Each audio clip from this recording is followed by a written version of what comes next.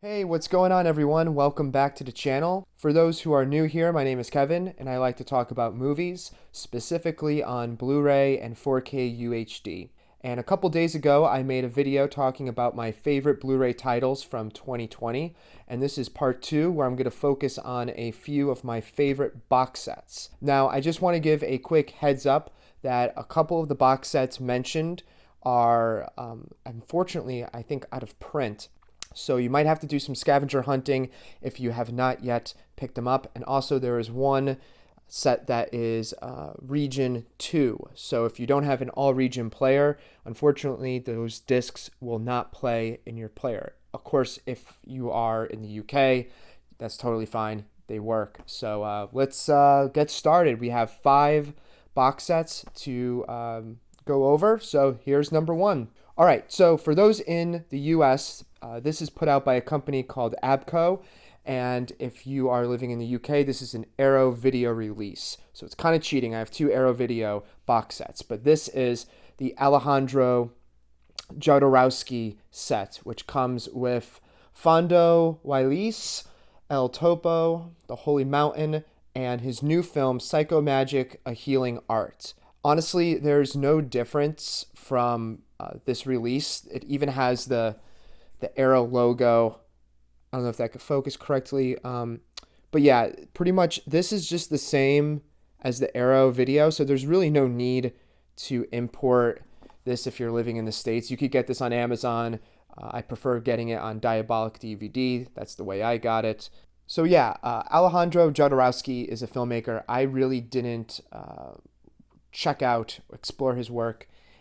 Probably until I was in college. I saw El Topo, The Holy Mountain, and he's one that I've always gone back to. He's not really my favorite midnight movie filmmaker like, say, a David Lynch or John Waters, but when I picked up this set back in the fall, I really fell in love with his movies again because I just saw them in just incredible transfers accompanied by Arrow Video. Of course, it's a really great set.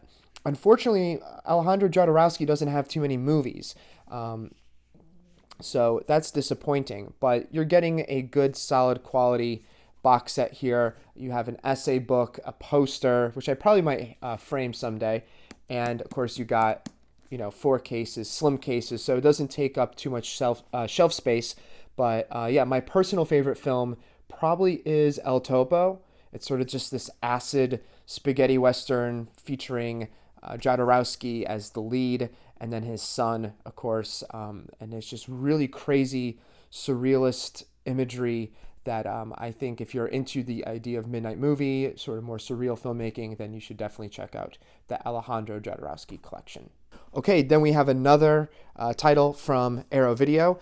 This is one that I've been very excited for when it was announced, and then COVID hit. It got delayed a little bit, so there was some worriness there. Anyway, we have Solid Metal Nightmares by Shinya Tsukamoto. That's right. And this has 1, 2, 3, 4, 5, 6, 7, 8, 9, 10 of his films. I think a couple are short films. But if you are not familiar with Tsukamoto, you might be aware of his little body horror cyberpunk film known as Tetsuo, the Iron Man. That's how I was introduced to his films when I was, again, in college, watching all these movies. And my friend's like, hey, man, you like really weird shit. You should watch Tetsuo. It'd be right up your alley.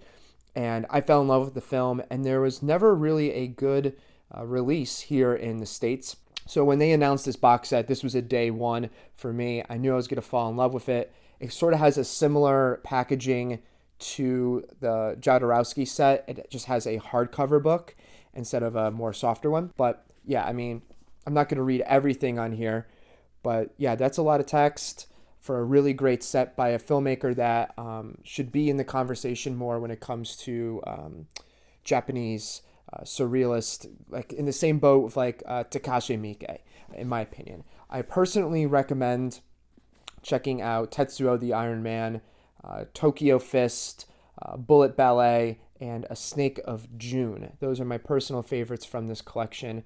And I'm sure Tetsuo, did Joe Bob Briggs do a recent Last Drive-In. I think he did do a Last Drive-In episode of Tetsuo.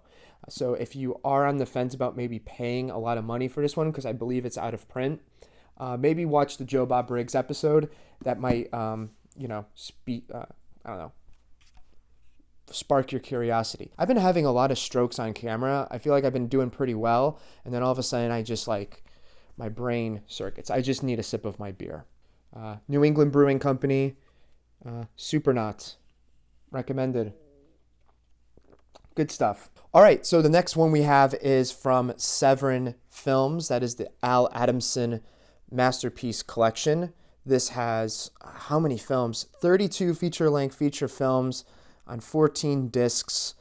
Of course, you have Dracula versus Frankenstein, Satan Sadists, Carnival Magic, Black Samurai, and then it also comes with a documentary produced by Severin Films called Blood and Flesh, and it tells the story of Al Adamson.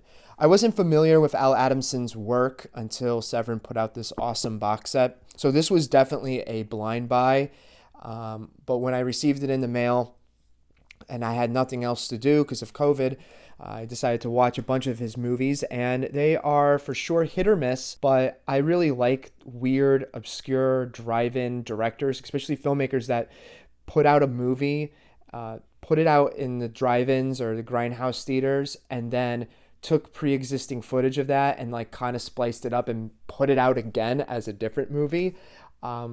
You can never expect a Marvel, say Disney doing that for a Marvel film, right? It only could have been done in the 60s and 70s of this era. And this set is just perfect. It's great. Unfortunately, it is sold out. I don't really recommend blind buying it because you might hate these movies. They're not for everyone. But if you are a fan of, say, grindhouse, exploitation, and a really interesting story about a filmmaker who sadly his death overshadows his legacy for the longest time, I think you would really like this box set. Severin did a fantastic job. And what's really cool is as you open through the discs, I think poster, there's all the information about the camera negatives, the prints, everything that they had to do, the history about each film, how they did their best to get the best elements possible, is really cool. So that is the Al Adamson Masterpiece Collection. All right, Scream Factory time. This is going to be very, very difficult to hold a microphone and set. But yeah, Friday the 13th box set. You know it. I did a video showcasing this. I'm sure everyone has this by now, but if you don't, Amazon is doing, I think it's like $100, this set, which is so well worth it, in my opinion. The reason why I love this box set, a lot of reasons. Friday the 13th is probably my favorite of the slasher franchises. I just like the camp element, not just the camp setting, but also the feeling of it being campy. And then, of course, how the series progresses and it gets weirder and weirder is great. I have not seen Jason Goes to Hell yet still. I've just always heard just awful things. But one of the things that I really enjoyed about this set was revisiting the remake and Freddy vs. Jason. Now, you have to understand, I'm 26. I was a young kid when Jason X, Freddy vs. Jason, and the remake kind of came out. So those are the ones I remember the most. Of course, I've seen all the other ones, and my personal favorite is number 2. I actually like Freddy vs. Jason. I know there's kind of a polarized opinion, but after rewatching that movie, I had a lot of fun. It's not a good film, but it's really entertaining. I was like, wow, this is kind of a time capsule of I think it was 2003 when that film was made. And then the remake, I really liked the beginning parts of the remake, but I just didn't really care for once the title card came up. That whole stuff is kind of boring. The kills are kind of cool, but it is what it is. But I think Scream Factory did a wonderful job with this box set. I love displaying it. You clearly have to display this set if you own it. You just can't put it on the shelf. It has to be displayed at the highest point. And it's essential for Friday the 13th fans out there. It's just the best you ever expected. I mean, I know there were some problems with replacement discs and whatnot, but to me, it doesn't matter. This is just a great set. If you don't have it, buy it for Christmas or Hanukkah or New Year's or whatever. So yeah, that's Friday the 13th, the complete collection. All right, last box set to talk about, and it's funny because this is actually my favorite film of all time, and it's just one singular film, and I have yet to talk about it on the channel, but here we go. The Dawn of the Dead Blu-ray box set from Second Sight. I got the Blu-ray set, not the 4K, but this thing, wow. Dawn of the Dead is my favorite movie. It's been my favorite movie since I was a teenager. It's one of the films, along with Evil Dead and Reservoir Dogs, and among many others. It's the reason why I picked up a camera in the first place. I saw the possibilities that could be done with a location and making almost like a comic book movie, but also frightening, funny. It just has everything I love about movies in one package. And George Romero, of course, is a genius, and I miss him dearly. He's one of my favorite filmmakers. And I'm really glad that this set finally came out after such a shitty year. Overall, it was, again, really great that so many companies were able to put out so many wonderful releases. And Dawn of the Dead made my year. I'll never forget, it was Black Friday when it came in the mail for me, and I literally, when I noticed that it was delivered early, courtesy of Diabolic DVD, which did an amazing job, I literally ran to the mailbox like someone running to their partner coming home from war. Like, that's how I reacted. I was so excited, because also you guys have to understand, I have not bought Dawn of the Dead on disc since I was 13. I didn't have the Ultimate Edition. I had I think it was the director's cut, just the DVD, an Anchor Bay DVD. So I have not owned a proper, really solid release of Dawn of the Dead for 13 years. So this is well worth it. If you are in the States and you have yet to pick it up, I think Diabolic DVD is going to add some of their leftovers into their website soon. I think you could still get it from Amazon UK, Zavi. So there are ways of getting this set, and there is going to be a standard edition next year for the set. And then I just have a feeling that someone in the US owns the rights now and it's going to put it out.